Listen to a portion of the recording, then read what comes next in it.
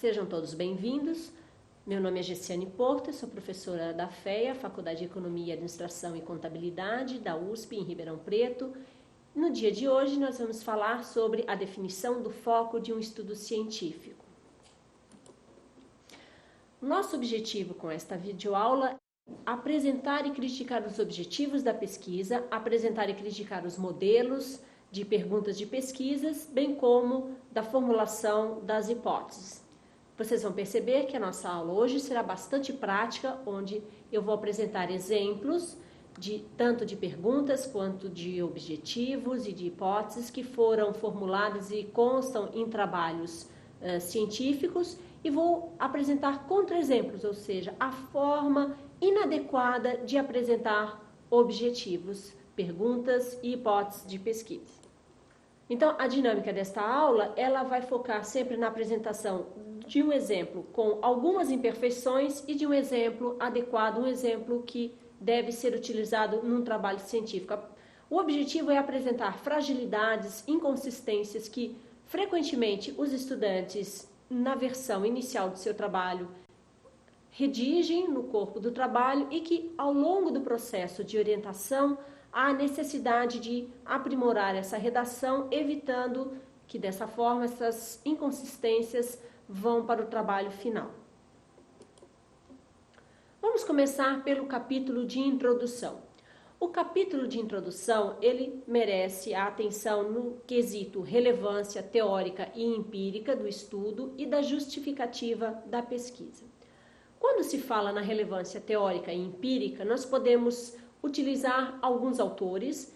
É comum nós termos algumas citações, conforme vocês já viram em videoaulas anteriores. A forma da citação deve ser seguida de acordo com as normas da ABNT e da estrutura de elaboração de trabalhos. E essas citações, elas servem para mostrar o conhecimento de vocês, elas servem para mostrar que vocês estão respaldados por autores que são importantes no trabalho. Então, vocês vão mostrar que o meu trabalho ele é relevante, uma vez que ele está seguindo determinadas correntes. E vocês vão também apresentar a justificativa do trabalho. O que motivou vocês a realizarem estas pesquisas? Estas motivações podem ser motivações de caráter pessoal, ou seja, o autor ele vai seguir um conjunto de escolhas que, entre diferentes temas, o motivaram a escolher um tema específico. Pode ser alguma coisa relacionada à sua atividade profissional, ou seja, existe um problema no seu ambiente de trabalho que ele gostaria de aprofundar, de se dedicar mais minuciosamente na busca de uma solução deste problema, e o profissional utiliza, então, o espaço da monografia para analisar e propor uma solução deste problema. E nós podemos também buscar elucidar temas que são pouco conhecidos, pouco estudados na nossa realidade brasileira. Desta forma, o trabalho vai se justificar por essas questões. Uma escolha pessoal, uma escolha profissional e um tema pouco explorado. Ainda falando da introdução, é importante que ela não tenha um tom jornalístico, ela é um trabalho acadêmico, então nós temos que nos preocupar com a informalidade do texto. O que eu quero dizer com isso? Nós temos que nos preocupar muito com a forma de apresentar esse texto, e esse texto ele tem que ser desapaixonado. Eu não posso falar de temas que eu gosto, eu acho importante, eu acho relevante, sempre baseado em autores. Os autores indicam que este tema é relevante. As minhas referências mostram que este tema é pouco estudado. Então, nós vamos deixar essa informalidade de lado na apresentação do texto. Na introdução, que é o espaço de apresentação do problema de pesquisa, nós temos algumas situações que são recorrentes nos trabalhos de pesquisa. Em todo e qualquer trabalho, nós vamos perceber que, em alguns momentos, os objetivos são amplos demais. A primeira, vamos dizer assim, que há uma tentação de tentar resolver todos os nossos problemas com a nossa monografia. E isso é impossível. Até mesmo numa tese de doutorado, eu tenho que fazer escolhas, eu tenho que restringir o foco do trabalho. Dessa forma, numa monografia, numa dissertação, eu preciso evitar que os objetivos sejam tão amplos que eu não consiga viabilizá-los. Okay? Um outro ponto a ser destacado é a proposição de 2 ou mais trabalhos numa mesma monografia. O trabalho ele deve ter um foco principal, ele não pode ter vários e vários desdobramentos, de maneira que ao final dele eu não consiga responder a todas as minhas questões. Então nós temos que evitar isso. Eu tenho 2 trabalhos num só e o tempo não vai nos permitir chegar a um bom termo desses trabalhos. Os objetivos eles precisam ser claros e muitas vezes isso só é claro na cabeça do autor. A hora que eu passo os meus objetivos para o papel, eu tenho que ter certeza que o leitor ele vai compreender o que eu estou escrevendo. Então é importante que eu verifique, que eu faça um checklist, se esses meus problemas, se a apresentação deles está clara não só na minha mente, mas também na forma escrita. Existem alguns objetivos que eles são inviáveis para uma monografia, eles são inviáveis para um trabalho de pesquisa. Então, são coisas, às vezes, que vão envolver alterações em políticas públicas, por exemplo. Eu quero propor alterações, mas será que eu tenho ação, eu tenho como intervir no meu objeto, de maneira que eu diga que eu vou fazer uma alteração, por exemplo, numa política pública? Eu posso fazer uma contribuição, mas muitas vezes não uma alteração. Nós temos que nos preocupar também entre a divergência do objetivo geral e da pergunta de pesquisa. Os dois eles vão refletir o mesmo ponto. É uma questão metodológica, de forma de apresentação do trabalho. Vocês vão poder ver isso na videoaula que discute a estrutura de um trabalho científico, que a pergunta de pesquisa e o objetivo geral nada mais são do que situações similares, onde uma é uma interrogação e o outro é uma afirmação. Dando continuidade aos problemas mais frequentes na definição dos objetivos, é importante que o objetivo ele não necessite de uma explicação. Ao redigir o objetivo, se eu tenho que colocar uma segunda frase explicando o que se trata esse objetivo, nós podemos ter certeza que esse objetivo precisa ser trabalhado novamente, que ele não está adequado para um trabalho científico. Ao ler o objetivo, eu tenho que ter, enquanto leitor, a clareza do que o autor está propondo. Se eu tiver que ler uma explicação, uma complementação, um aditivo, um complemento, isso indica que o nosso objetivo não está adequado. Um outro item a ser destacado que no tópico objetivos da pesquisa, eu não vou estar discutindo a minha metodologia. A metodologia tem um capítulo inteiro para ser discutida. Dessa forma, eu não vou citar nos objetivos a metodologia a ser utilizada no trabalho. Detalhes que não contribuem para tornar claro o meu problema de pesquisa, eles não devem constar neste problema. Então, às vezes, minúcias sobre questões temporais, sobre determinadas atividades, sobre uma informação setorial, uma determinada dinâmica da organização, que você pensa que está auxiliando ao citá-la no objetivo, devem ser retirados. O objetivo deve ser algo limpo, transparente. E, por último, nós devemos ter em mente que a falta de objetividade, de simplicidade, de transparência, de clareza compromete os objetivos do nosso trabalho.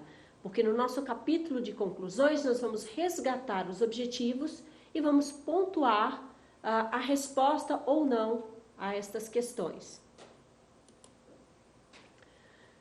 Como foi falado anteriormente, nesta videoaula nós vamos ter uma discussão que se propõe a dar um caráter bastante prático. Nós vamos começar essa discussão apresentando situações de um projeto de pesquisa qualitativa. Iniciando então pelos objetivos e focando o objetivo geral. Então, num primeiro momento, estou apresentando aqui objetivos que apresentam dificuldades, inconsistências, que foram objetivos construídos a partir de objetivos que estão precisos. Então, por exemplo, o objetivo desse trabalho é compreender as patentes das TNCs brasileiras através de um levantamento realizado através da base de dados do INPI. Além do português, que infelizmente foi massacrado nessa redação, nós temos que cuidar de utilização de siglas que o leitor possa não compreender. Então, o que são TNCs? É uma sigla que, para aqueles que estão acostumados a trabalhar na área de comércio internacional, ela é normal, são empresas transnacionais. Mas para quem não está lidando diretamente com esse tema no seu dia a dia de trabalho, TNC pode ser uma sigla que não diga absolutamente nada. Uma outra coisa, compreender as patentes.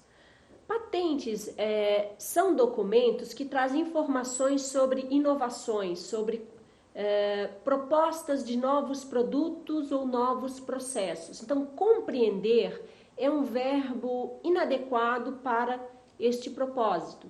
Porque como que eu vou compreender as patentes de todas as empresas transnacionais, que não, embora sejam ainda um número restrito, é em torno de 30 empresas no Brasil, isso de empresas grandes e médias, sem contar as pequenas empresas que já se internacionalizaram.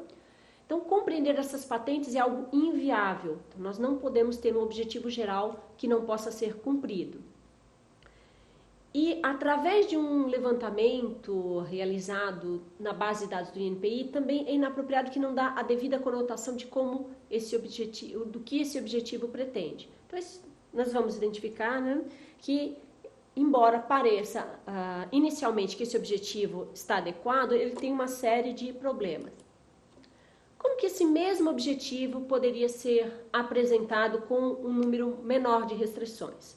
Nós poderíamos apresentar que o objetivo geral desse trabalho é mapear a propriedade intelectual, neste caso, privilégio de invenção, modelo de utilidade e desenho industrial das empresas transnacionais brasileiras, as TNCs, junto ao INPI. Quais são as soluções que nós encontramos para o objetivo incorreto da versão anterior? Primeiro, que eu estou indicando que eu vou mapear a propriedade intelectual. Isso quer dizer que eu não vou compreender o conteúdo de cada uma dessas patentes. Eu não vou estar buscando entender qual é o tipo de inovação em centenas e centenas de documentos. Eu estou usando um termo técnico adequado, propriedade intelectual. Se eu digo patentes, eu faço a ligação, eu faço um vínculo apenas com o privilégio de invenção.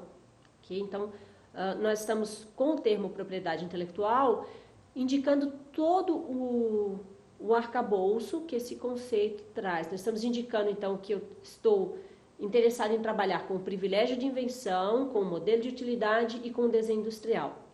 E tenho a explicação do que é a sigla, Empresas Transnacionais Brasileiras. Se eu quiser utilizar nos objetivos específicos a sigla, eu já indiquei para o leitor qual é a sua correspondente. Dessa forma, o leitor agora tem condições de entender do que eu estou falando. E é junto ao INPI, não é através de INPI, ou seja, que é um termo muito utilizado, mas eu não estou atravessando nenhuma parede. Então, estou fazendo um levantamento em informações que estão disponíveis no Instituto Nacional de Propriedade Intelectual. O próprio INPI deve ser indicado o nome correto da instituição, que é Instituto Nacional de Propriedade Intelectual. Então, vamos passar agora a analisar objetivos específicos que apresentam problemas. Então, seguindo o nosso objetivo geral, exemplo da nossa aula de hoje, nós vamos apresentar 4 objetivos específicos. O primeiro deles: propõe-se como objetivos específicos do presente trabalho verificar o grau de inovação dos produtos das TNCs brasileiras, tendo em vista a análise do banco de dados do INPI. Segundo objetivo, será verificado o status dos pedidos de propriedade intelectual de cada uma das empresas, independentemente de quão antigos sejam. Vamos analisar esses 2 objetivos. O primeiro deles: dizer que é o presente trabalho é desnecessário, porque você está com o trabalho em mãos na hora que você estiver lendo esse estudo. Então, não há a necessidade de você reforçar que é aquele o trabalho. Então, propõe-se como objetivo específico do trabalho, então, verificar o grau de inovação dos produtos. A patente ou a propriedade intelectual, que aí abrange o conceito mais amplo, ela dá uma informação a respeito de potencial de inovação. Nós ainda não temos a inovação no produto em si. Então, desta forma, a hora que eu consulto o banco de patentes do INPI, eu tenho acesso ao conhecimento que as empresas dispõem, eu não tenho acesso ao conjunto de produtos inovadores das empresas. Então, é um conceito que está inadequado. E tendo em vista a análise de banco de dados do INPI, ficou uma coisa um pouco vaga, né? E é o banco de dados de patentes. Nós temos o banco de dados de desenho industrial, tem um banco de dados com outras informações dentro do Instituto. Então, nós precisamos ter um pouco mais de cuidado na redação desse objetivo, de maneira que o leitor não fique confuso sobre os propósitos do estudo. No nosso segundo objetivo, nós temos destacado o trecho, independentemente de quão antigos sejam. Nós temos que ter um pouco mais de objetividade. Qual é o período? Eu estou me referenciando à última década, a toda a existência da empresa, aos últimos 20 anos, então eu tenho que deixar isso mais preciso. Vamos passar para mais um exemplo de objetivos que apresentam restrições.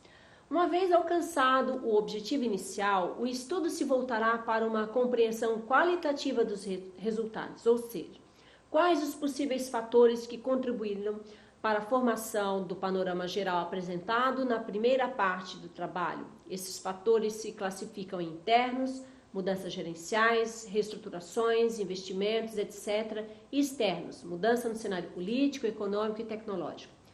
Esse é o nosso objetivo clássico de que eu vou fazer tudo e dessa forma eu acabo não tendo um direcionamento no trabalho.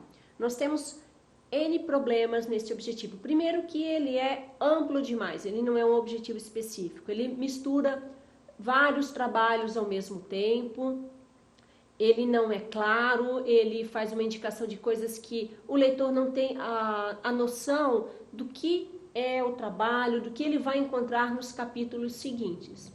Então, esse objetivo ele é muito frequente. Na nossa primeira versão do trabalho, nós começamos a redigir assuntos que ficam muito claros na nossa mente, mas na hora que vai para o papel, se uma terceira, uma segunda pessoa for ler o trabalho, ele não vai conseguir entender do que se trata.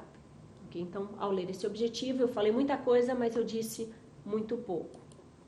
Vamos, então, agora verificar como que esses objetivos, eles poderiam ser apresentados de uma maneira clara. Inclusive, vocês têm a fonte de onde foram retirados os exemplos corretos desses objetivos. Eles compõem já um trabalho de pesquisa.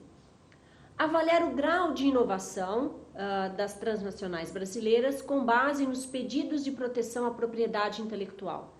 Nesse caso, o autor está dizendo claramente o que vai ser avaliado, que é o pedido de patentes, okay? E ele vai analisar o quanto de inovação existe por meio desse pedido. Segundo objetivo, mensurar o volume e a natureza dos pedidos de registro de propriedade intelectual das transnacionais brasileiras no INPI. Dá uma indicação que o autor está preocupado em conhecer quantos pedidos são realizados e a natureza desses pedidos, se é o privilégio de patente, se é o desenho industrial, ok? Então, o leitor ele pode ir conhecendo gradativamente as intenções do trabalho, lendo os objetivos. E como eu falei anteriormente, nós tínhamos 4 objetivos e na versão com inconsistências foram apresentados 3 que continham 4 ideias principais. Então, a transformação daquele objetivo que dizia muita coisa, mas explicava muito pouco, nós podemos apresentar como comparar a quantidade de patentes concedidas versus a quantidade de pedidos de privilégios arquivados no INPI nas transnacionais brasileiras a partir de 1980. Eu dou uma ideia de tempo, okay? Até porque tem empresas dessas que já funcionam há 30, 40 anos e o levantamento de décadas seria extremamente demorado, seria impossível de numa monografia eu conseguir viabilizar toda essa coleta de dados. Eu deixo claro que eu quero estudar a patente concedida com aquela patente, com aquele pedido que foi arquivado, ok? Então eu quero saber o seguinte, entraram 100 pedidos no INPI, 80 deles foram concedidos. Então, isso está bastante claro para o leitor. E por último, Levantar o prazo médio de obtenção de pedidos de privilégio de invenção, modelo de utilidade e desenho industrial das transnacionais brasileiras no INPI. Infelizmente, o processo de solicitação de uma patente ele é bastante demorado, em geral de 5 a 7 anos, o que torna relevante enquanto problema de pesquisa eu ter um objetivo que vai mensurar o prazo médio para obtenção dessa patente. Professora, a gente vê presente sempre nos trabalhos de conclusão a existência de perguntas e objetivos gerais e perguntas e objetivos específicos. Por que eles são importantes? Bem, o objetivo geral e os objetivos específicos, eles têm uma razão de ser. O objetivo geral, ele está diretamente ligado com a identificação do foco do trabalho. E os objetivos específicos, eles são listados para definir cada uma das atividades necessárias para se atingir o objetivo geral. Então, é uma forma de nós termos organizado o processo de construção do conhecimento. Perfeito, muito obrigado. Fechando esse bloco que trata sobre os objetivos, algumas ponderações precisam ser feitas. Primeiro que vocês verificaram que eu utilizei objetivos que são reais e por isso eles são muito específicos daquele caso em estudo. Isso se dá em razão da necessidade de vocês analisarem um objetivo que é concreto, de maneira que a partir da análise de um objetivo concreto, vocês verifiquem o que vocês devem utilizar na elaboração dos objetivos dos seus respectivos trabalhos e as inconsistências, as falhas que vocês devem evitar. Isso só é possível na hora que você analisa um caso real. Se nós estivéssemos propondo um exemplo hipotético, essa análise seria prejudicada. Razão pela qual vocês estão vendo situações muito específicas, mas que só a partir dessa análise de uma situação específica é que eu posso ficar preparado para evitar aqueles erros dos objetivos amplos demais, impossíveis de serem realizados, que necessitam de explicações, que são incompreensíveis para o leitor, ok? Então, nós vamos passar agora para o nosso bloco seguinte, que é o bloco que vai se deter mais nos aspectos metodológicos. Feita essa consideração sobre o bloco de objetivos, nós vamos dar continuidade ao nosso exemplo de um estudo qualitativo, onde estamos entrando já no capítulo 3, que é o capítulo metodológico.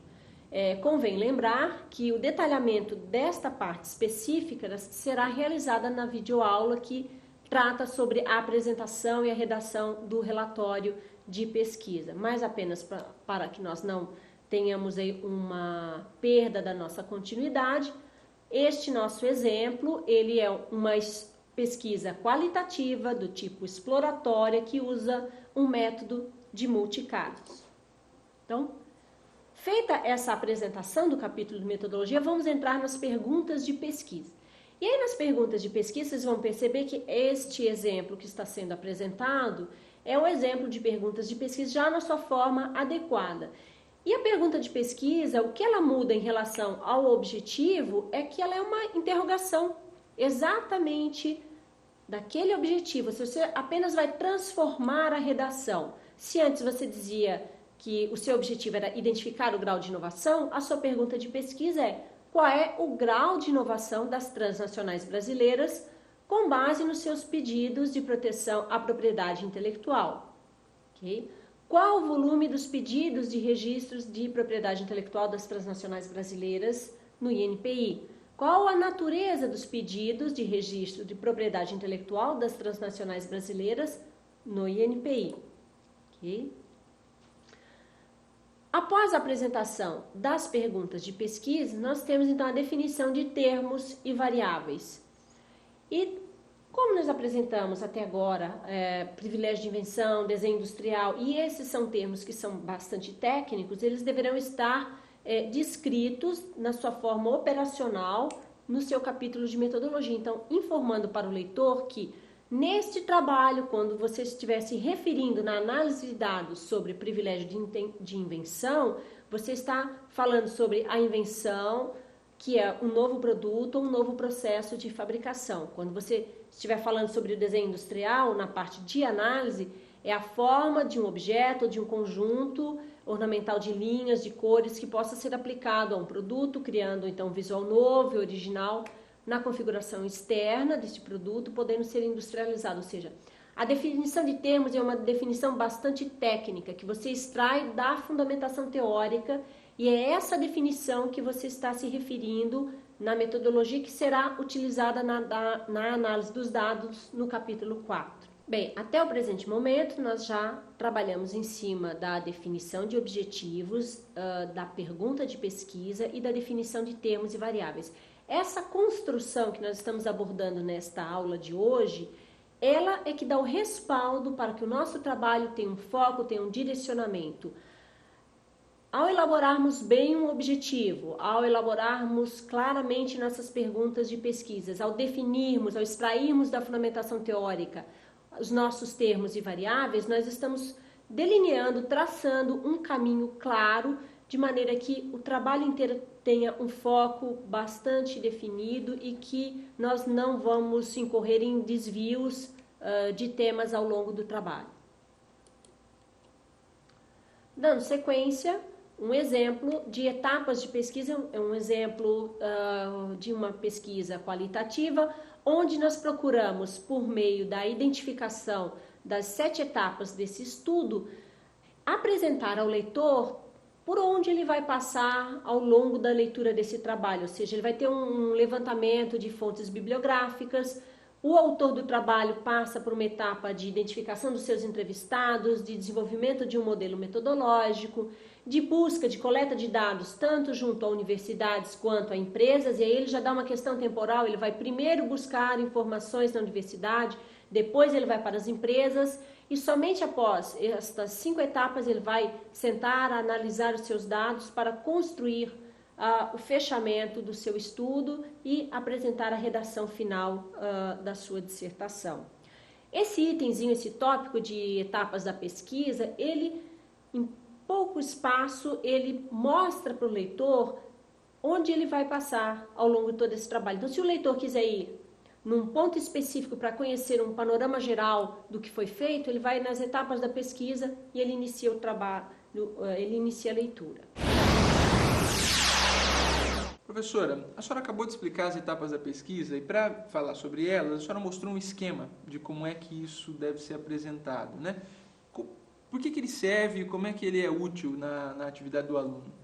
Bem, as etapas de pesquisa, quando nós apresentamos elas de forma gráfica, eu consigo, de uma maneira muito simples, num espaço bastante reduzido, apresentar não só temporalmente todas as atividades, mas apresentar a sua sequência, o seu encadeamento.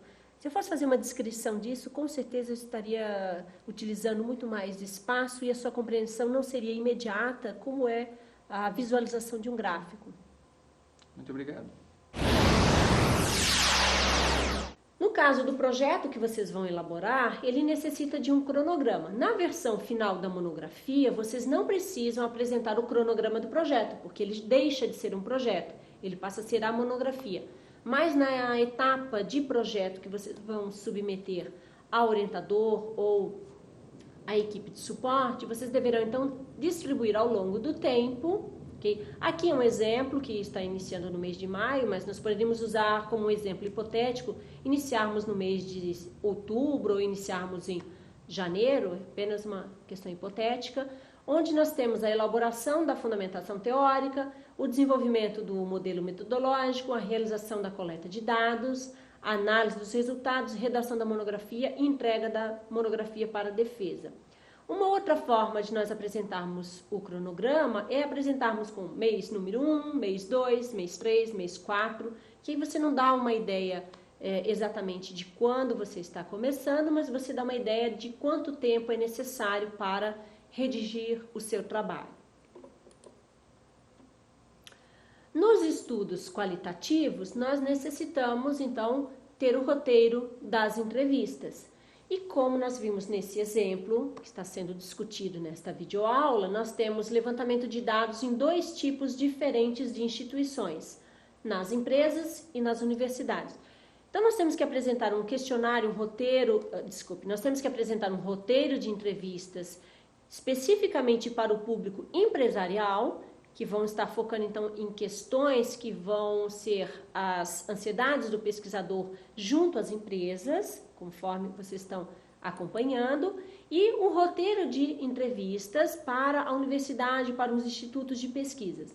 Vocês vão comparar esses dois roteiros de entrevistas e vocês vão verificar que, conforme o público que vocês estão entrevistando, há nuances nessas questões. Isso é importante de ser constatado porque muitas vezes o pesquisador, o estudante, faz um roteiro de entrevistas e aplica a todos os respondentes. E conforme o perfil do público, muitas vezes nós temos que ter uma personalização desse roteiro de entrevistas, de acordo com o segmento que nós estamos trabalhando. Ainda discutindo a pesquisa qualitativa que utiliza roteiros de entrevistas, é fundamental a construção de um bom protocolo de pesquisas. O que é o protocolo de pesquisas? Ele é a ferramenta que vai permitir que o entrevistador, no caso o pesquisador, ele tenha condições de encadear as suas perguntas de pesquisa, os seus objetivos e construir questões que serão levantadas ao entrevistado que efetivamente coletem as informações que ele necessita para o seu estudo e mantenha uma coerência com os diferentes entrevistados. O que eu quero dizer com isso? No meu protocolo de pesquisas, eu tenho que ter uma espécie de um lembrete, eu tenho que ter uma espécie de uma folha informativa que é utilizada só para o pesquisador, onde nós temos a definição de cada um dos termos que constam no meu roteiro de entrevistas. Um exemplo, se eu estou fazendo um estudo no qual existe uma pergunta que eu gostaria de saber do entrevistado, se a empresa onde ele trabalha faz planejamento estratégico, eu não posso simplesmente perguntar para ele, a sua empresa faz planejamento estratégico?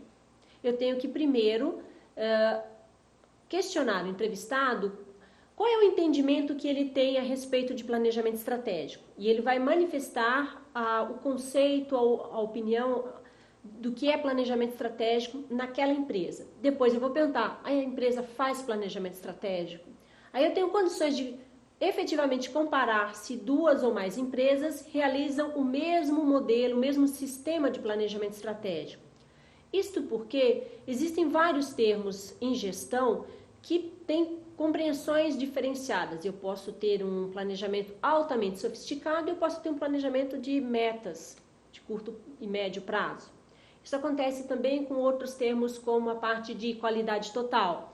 Eu posso ter uma instituição que entende um sistema de qualidade total com todas as ferramentas que vão desde círculos de controle de qualidade, just-in-time interno, externo, utilização de manutenção preventiva, Kanbans e outras ferramentas. E numa segunda empresa, a compreensão sobre o que é sistema de qualidade total é o uso de 5S, o uso de CCQs, uma visão restrita do que é o modelo. Então, se eu perguntar para o entrevistado, a sua empresa aplica qualidade total? As duas empresas vão me responder que sim. No entanto, os modelos são completamente diferentes. Razão pela qual eu tenho um protocolo de pesquisas, que é a definição de cada um dos termos que eu vou levar comigo durante as entrevistas. Desta forma, caso o entrevistado manifeste uma insegurança ou uma dúvida, eu leio a explicação para ele, ou se eu já sei que um determinado conceito ele gera polêmicas, eu defino o conceito. Neste estudo, nós estamos trabalhando com o conceito de sistema de qualidade total que abranja, no mínimo, 5 técnicas, sendo elas manutenção preventiva, just-in-time interno e externo, círculos de controle de qualidade, células de manufaturas e 5S. Aí eu posso perguntar se a empresa dele utiliza esse sistema ou não. A partir de agora, nós vamos então analisar perguntas, objetivos que são voltados mais a uma pesquisa quantitativa. Vamos seguir a mesma lógica de apresentar os objetivos formulados de forma inadequada e depois uma proposição correta deles. Então, numa pesquisa quantitativa, nós vamos ter, em geral, uma pesquisa que é descritiva e o método será um método de survey. Okay? Nós não usamos... É inapropriado usar o método de estudo de caso. Então, hipóteses são formuladas no lugar de perguntas de pesquisa. Lembrando que na pesquisa qualitativa eu formulo perguntas, na pesquisa quantitativa, obrigatoriamente eu tenho hipóteses. Então, nossas hipóteses, elas aqui serão apresentadas primeiro numa situação com restrições. Então, a primeira hipótese: o investimento financeiro alocado em P&D é responsável por maior inovação tecnológica em produtos e processos? O investimento em recursos humanos alocados em P&D provoca inovação tecnológica em produtos e processos? Vocês vão verificar que nessas duas hipóteses, praticamente impossível, okay, haver o teste dessa hipótese. E eu tenho que lembrar que a hora que eu estou formulando uma hipótese, é a hipótese que será estatisticamente testada. Como que nós vamos testar uma hipótese que ela testa duas coisas diferentes? Inovação em produtos e inovação em processos.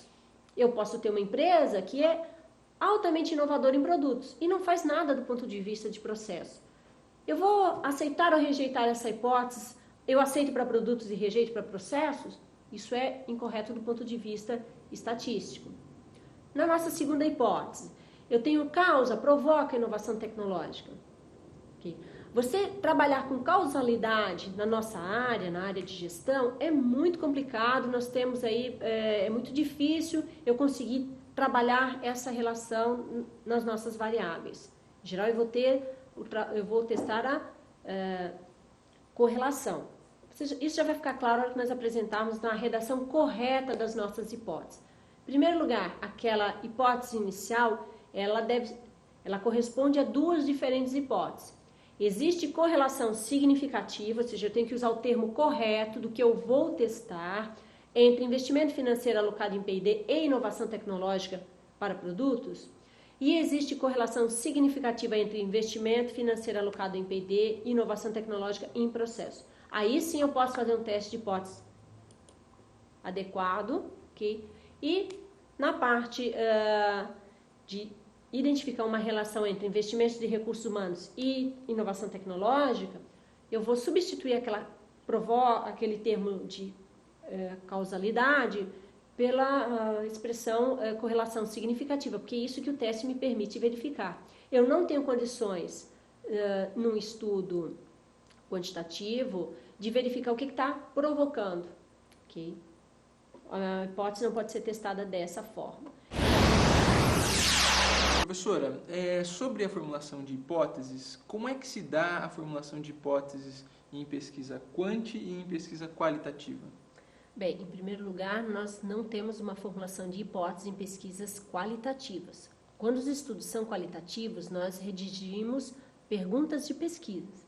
As hipóteses são formuladas unicamente para pesquisas quantitativas. Okay? E o processo de formulação, tanto de um caso quanto outro, ele se dá no sentido de tentar responder ou tentar elaborar em cima dos objetivos da pesquisa. O processo de elaboração do objetivo da pesquisa ele é indiferente, tanto faz uma pesquisa quali ou quanti. Agora, como chegar à resposta desse objetivo, aí nós vamos usar metodologias diferentes e para qualitativa, perguntas de pesquisas, para quantitativa, hipóteses de pesquisa. Perfeito, muito obrigado. Vocês perceberam que as hipóteses apresentadas de maneira correta, elas eram bastante objetivas, elas eram muito específicas. E nós só vamos conseguir chegar a essa formulação clara e adequada de hipótese se lá atrás os nossos objetivos de pesquisas, que refletem o foco do nosso trabalho, o tema central, forem definidos corretamente, eles tenham um norte muito preciso. O autor ele precisa ter em mente que ele não pode fazer tudo num único trabalho. Então, a existência de um foco claro, preciso e realmente direcionado permite que eu tenha, em primeiro lugar, bons objetivos que vão nos levar à construção de hipóteses que sejam testáveis. Ok? Isso apenas para a gente dar continuidade. Uma vez que nós definimos as nossas hipóteses, nós vamos passar agora à apresentação do modelo da pesquisa. Lembrando que o modelo da pesquisa é utilizado em pesquisas quantitativas e, às vezes, pode surgir em pesquisas qualitativas. Então, toda aquela discussão de investimentos em recursos financeiros em P&D constituem-se nas nossas variáveis independentes. Então, o investimento em recursos financeiros, o investimento em recursos humanos, a presença de laboratórios, a existência de apoio governamental, fontes de inovação, o tamanho da empresa, a orientação exportadora, a origem do capital exportador, a existência de venda de bens ou serviços industriais, a realização de inovações com foco no mercado ou com foco na própria empresa, a variedade desses produtos, a redução ou não, né, dessa variedade, constituem-se então no nosso conjunto de variáveis independentes. São essas variáveis que eu vou verificar a sua existência, a sua intensidade, de maneira que eu possa constatar o impacto nas nossas variáveis dependentes, que são exatamente a inovação em produto, em processo, a existência de patentes e a existência de faturamentos gerado a partir de produtos novos ou melhorados. Esta relação, ela é diferente de acordo com o setor de atividade industrial. Nós vamos ter setores, como por exemplo o setor de telecomunicações, que é muito dinâmico, a tecnologia se altera rapidamente. Existem setores que são mais estáveis. Desta forma, o tipo de setor, ele é uma variável interveniente, que de acordo com o setor nós vamos ter então um resultado diferente. Este nosso modelo de pesquisa, quando eu estou trabalhando com estudos quantitativos, ele precisa ser apresentado de maneira mais detalhada, de forma que um leitor que está acompanhando esse trabalho, se ele quiser fazer esse trabalho daqui a 5, 6 anos, ou se eu estou estudando num setor específico, como por exemplo telecomunicações, e agora eu quero estudar para o setor de equipamentos médicos ou para o setor de agroindustrial, eu possa replicar esse trabalho. Então, eu tenho que apresentar exatamente a variável que eu estou trabalhando e onde que essa variável se encontra. No caso do nosso exemplo, esse conjunto de variáveis se encontra na base de dados da Fundação SEAD, no estudo da PAEP, que é a Pesquisa de Atividade Econômica Produtiva, que nós vamos ter um conjunto de variáveis da PAEP que vão expressar as variáveis do meu estudo. Desta forma, uma outra pessoa ela pode refazer esse estudo. Ok? Como é um estudo quantitativo, eu tenho que deixar muito claro o meu plano amostral e a PAEP ela corresponde então a 16.744 entrevistas realizadas em empresas industriais que, por meio de técnicas estatísticas, podem ser expandidas para uma base de 46.225 empresas, ou seja, em estudos quantitativos a precisão é fundamental. A coleta de dados, então, é secundária e nós estamos trabalhando com uma base de dados, ok?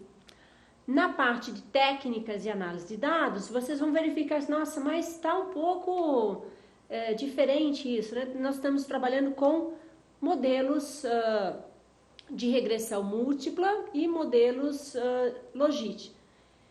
Por que eu preciso chegar a esse nível de detalhamento? Porque como é um estudo quantitativo, que tem muita estatística por trás, eu tenho que apresentar esses modelos para que o leitor compreenda e para que ele possa, repetindo, poder ser replicado. E para aqueles que gostam de estudos quantitativos, a forma matemática de apresentação do modelo, ela é mais lógica do que fazer uma descrição do que eu estou trabalhando. O exemplo de etapas da pesquisa, eu tenho, neste caso, o levantamento dos dados da PAEP junto à Fundação SEAD, eu tenho o tratamento estatístico, que consome um bom período do meu trabalho, análise e discussão dos meus resultados. Com os dois exemplos que nós tivemos nesta aula, vocês podem perceber que este exemplo de etapas da pesquisa, o autor foi bastante sintético, ele focou só nos grandes temas. No nosso primeiro exemplo de etapas da pesquisa, o autor procurou dar uma minúcia mais, procurou apresentar mais detalhadamente cada uma das etapas. Isso é uma escolha de vocês. Vocês podem apresentar apenas as grandes atividades ou vocês podem detalhar mais as etapas da pesquisa. Numa pesquisa quantitativa, a coleta ela merece uma atenção especial, porque como são dados que foram levantados por meio de questionários a um grande número de respondentes, sejam eles pessoas físicas ou empresas, instituições, eu tenho que apresentar qual foi o período dessa coleta, qual foi o espaço temporal, se foi o primeiro trimestre, se foi um período de 6 meses, qual foi o mês de início, a data de término, quantos follow-ups foram realizados, 3, 4 intervenções junto às empresas pedindo que elas respondessem, qual foi a forma de fazer o follow-up, se foi por telefone, se foi por e-mail, se foi por carta, se os questionários foram enviados por meio eletrônico, se eles foram enviados em arquivo anexo, se houve uma página na internet. Todos esses detalhes sobre a forma como as informações foram coletadas precisam estar descritos neste bloco, que é a parte de coletas, e nós temos que, inclusive, deixar claro para o leitor do conjunto de respostas obtidas. Vamos dizer que nós tivemos 537 respostas. Destas 537, 20 não foram aproveitadas por inconsistência, por problemas de dados que foram enviados em branco. Então, se tem 537 respostas obtidas, destas 20 foram excluídas e trabalhamos com 517 questionários, os quais nós estamos apresentando no capítulo 4, que é o capítulo de análise dos resultados. Lembrando que este capítulo de análise de resultados será objeto de uma videoaula específica de apresentação, de redação e elaboração do trabalho científico. Com isso, nós passamos na nossa aula de hoje a discussão sobre a definição do foco do estudo, e vocês podem perceber que definir o foco do problema é o ponto principal. Além de ser o ponto de partida, ele é o que garante a qualidade de uma monografia. Um estudo que não tem o seu foco claramente definido, nós vamos enfrentar dificuldades para definir os objetivos. Provavelmente os objetivos vão incorrer em todos aqueles problemas que nós citamos no início da nossa aula, de falta de objetividade, de 2 ou mais objetivos citados no mesmo item, de coisas que são impossíveis de serem realizadas, né, de metas que são elevadas demais, com problemas de temporalidade. Isso impacta diretamente na redação das perguntas de pesquisa, e se for um estudo quantitativo, nós não temos condições de redigir boas hipóteses de pesquisas. E sem a redação das hipóteses de pesquisa de maneira adequada, eu não posso trabalhar a parte estatística, eu não tenho como ir no meu banco de dados e fazer o teste dessas hipóteses. Vocês podem até me questionar, mas eu tenho um banco de dados, ele foi coletado, mas e se o meu questionário não é bom? Se ele não foi objetivo, eu tenho os dados, só que a hora que eu vou trabalhar esses dados, você percebe assim, olha, mas eu não tenho o que responder, eu não tenho o que concluir, porque a pergunta foi mal formulada. E aí é tarde demais, porque eu já distribuí um conjunto de questionários, eu já retomei esses questionários, tabulei e os resultados não me dizem nada. Aí eu tenho que voltar lá na etapa inicial e reescrever os meus objetivos. Isso quer dizer que eu vou ter que começar o trabalho não do zero, mas da fase 2. Né? Isso é um problema bastante grande quando nós temos uma questão de prazo.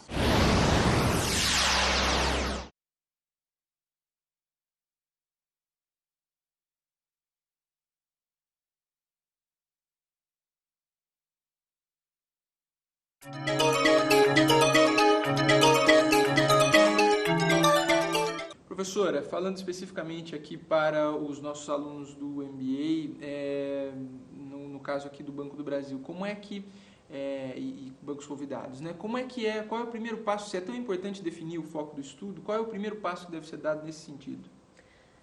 Bem, Navi, para os profissionais do Banco do Brasil, dos bancos convidados, esses profissionais, eles encontram no seu dia a dia de trabalho um conjunto bastante grande de problemas a serem resolvidos.